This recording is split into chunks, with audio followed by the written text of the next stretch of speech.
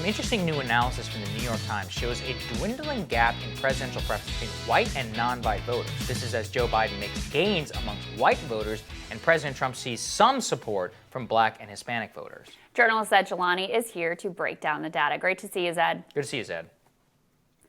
Great to be here. Yeah, so what did you make of this? Lay out kind of the trends that we've seen this election cycle. Yeah, it's actually really interesting. I think for a number of years, there had been scholars who had written about something called, demographics are destiny, meaning that as the racial composition, ethnic composition of the United States changes, it will probably just benefit the Democratic Party.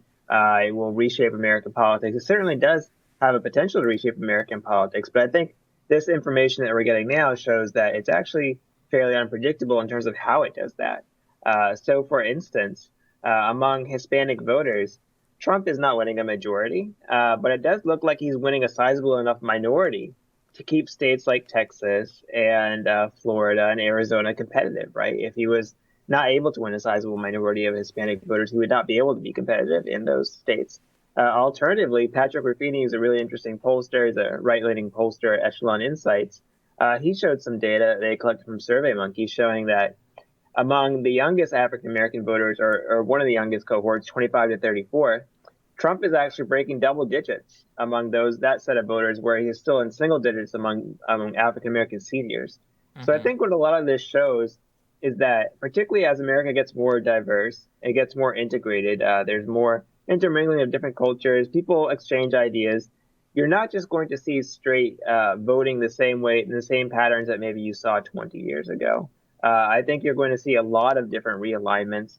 And I think one of the bigger realignments will be around college education. So you had mentioned something in the lead up, which was that among white voters, Trump may be losing more than he was in 2016. I think it's specifically the majority of those will probably be college educated white voters. I think that's becoming a huge gap. And I think that it also explains part of the gender gap. We know that more men tend to vote for the Republican Party. But I think that increasingly reflects the fact that a lot more women are going to college than men right now.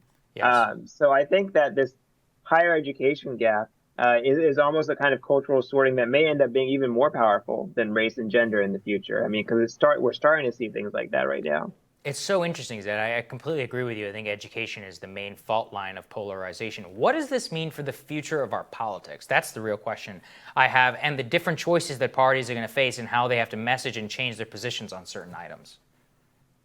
Yeah, I mean, it's really interesting. I think, so for instance, like roughly half of Hispanic voters in the United States lean pro-life, meaning they generally think abortion should be prohibited. I think that when you're a small minority and you don't have a lot of choices, it's easier to suppress a viewpoint like that, right? But I think as your numbers grow, as the country becomes more diverse, you hold more positions of power, you intermingle more with kind of the major in-groups or power groups in the United States.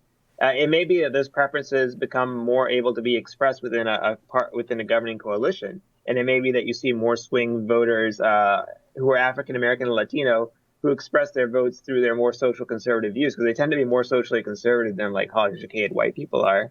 But those populations were small enough in the past to where maybe on one or two key issues like civil rights legislation or immigration legislation, they could kind of coalesce around that. But as they become larger and more diverse and more integrated, I think they have more social and political power to express their viewpoints on other things, which also I think would behoove the Republican Party to look at those voters as not only more socially moderate or conservative, but also they tend to be more economically liberal or more economically left-wing.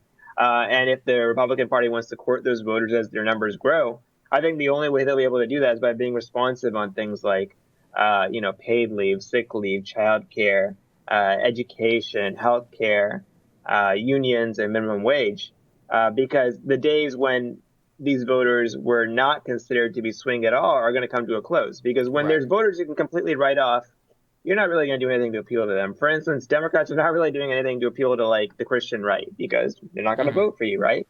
They're doing quite a bit to appeal to the suburban, college-educated, white, particularly women right now, because they think those are swing voters who can go either way. I think as Black and Hispanic and Asian voters become more in number and become more of a swing vote, you'll see both parties, I think, have to be forced to court them in ways that they weren't doing so before. And so you alluded a little bit to what that could mean on economics, but if the major dividing line becomes less racial, and we should be clear, we're a long way from that. Trump's probably going to win like 10% of the black vote. Is still, Democrats will still win an overwhelming amount of the Latino vote as well. But if college education becomes the real dividing line, like how do the politics of college-educated people across race tend to differ from the politics of non-college educated people on issues of economics in particular? Yeah, that's a really good question. So I think one thing that was quite remarkable was that during the 2020 Democratic presidential primary, you saw a number of candidates, including the most left-wing candidates, come out with plans for free college, which had already happened in 2016 with Bernie Sanders, but also large-scale student debt cancellation. This was, I think, at a cost of over like 1.3 or 1.5 trillion dollars. It was a direct kind of appeal to people who have that college education, which is, in terms of people who have student debt, that's not necessarily most Americans. I think among younger Americans, it's starting to become like a majority go to college, but among older generations, a lot of people don't have student debt. It was interesting that you saw them put out plans for that. You didn't see them put out a plan, for instance, for Social Security for children, which is an idea some Brookings Institute scholars have put out. You didn't see them put out a plan aimed at child poverty. For $1.5 trillion, you could basically eliminate child poverty in America, right?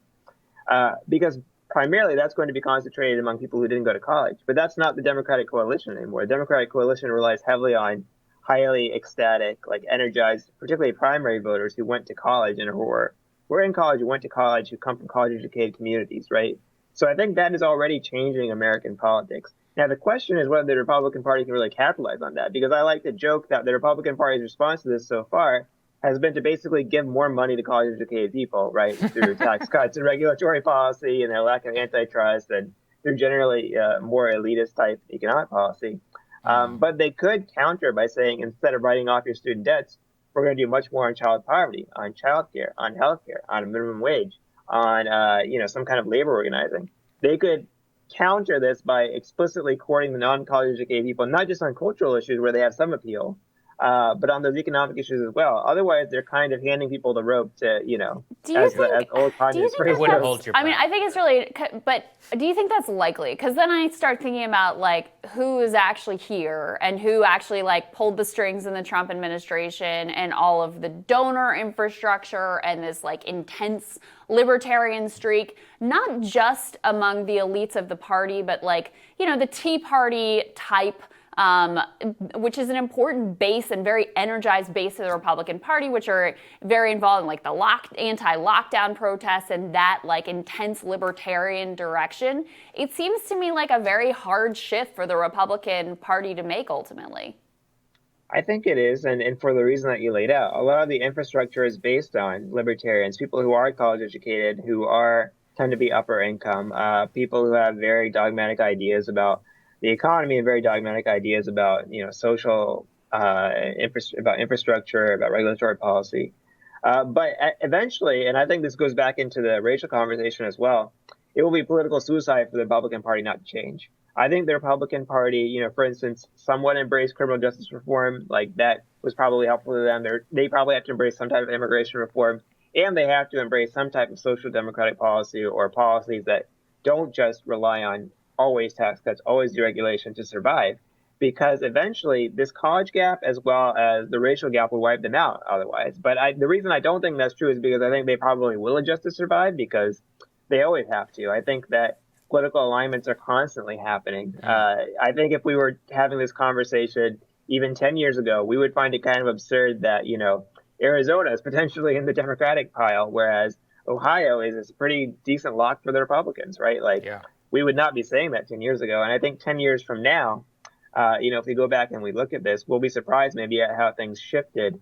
But like I said, it has to be a conscious choice. If the Republican Party is so wedded to this group of dogmatic, donors and think tank infrastructure, people who, Heritage Foundation and Cato Institute and so on and so forth, it will be political suicide for them to stick on that. And I think we're going to see that tomorrow is that particularly a lot of what they did during the COVID pandemic, which I think was a pretty bad response compared to a lot of industrialized countries, at least in terms of the economic side. I'm not saying they could just like completely kill the virus. That's a very hard thing to do.